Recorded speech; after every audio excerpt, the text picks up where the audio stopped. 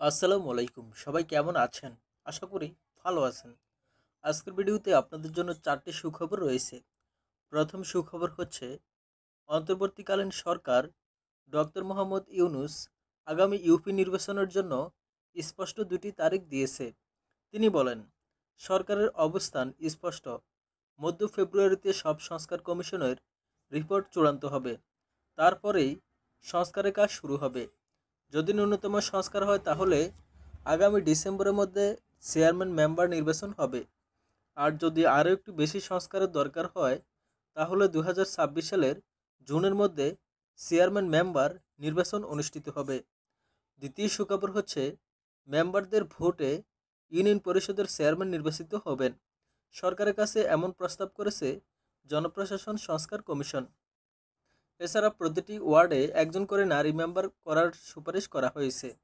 প্রতিটি ওয়ার্ডে 2 জন সদস্য নির্বাচিত হবেন, যাদের মধ্যে একজন অবশ্যই নারী হতে হবে বলে বিধান করার সুপারিশ করা হলো।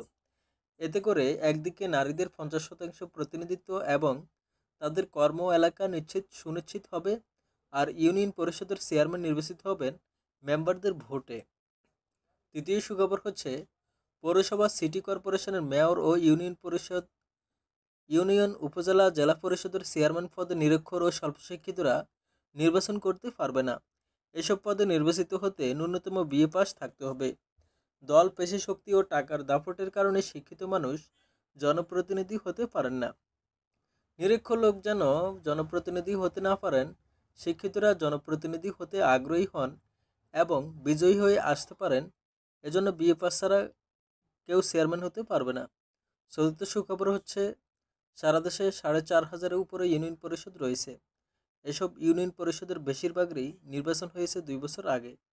এমন অবস্থায় সরকার পরিবর্তনের পর রাজনৈতিক পরিস্থিতিতে দেশের যেসব ইউনিয়ন পরিষদের চেয়ারম্যানরা অনুপস্থিত রয়েছেন, সেসব জায়গায় কাজ চালাতে প্যানেল চেয়ারম্যান কিংবা প্রশাসক নিয়োগ দেওয়ার সিদ্ধান্ত নিয়েছে সরকার।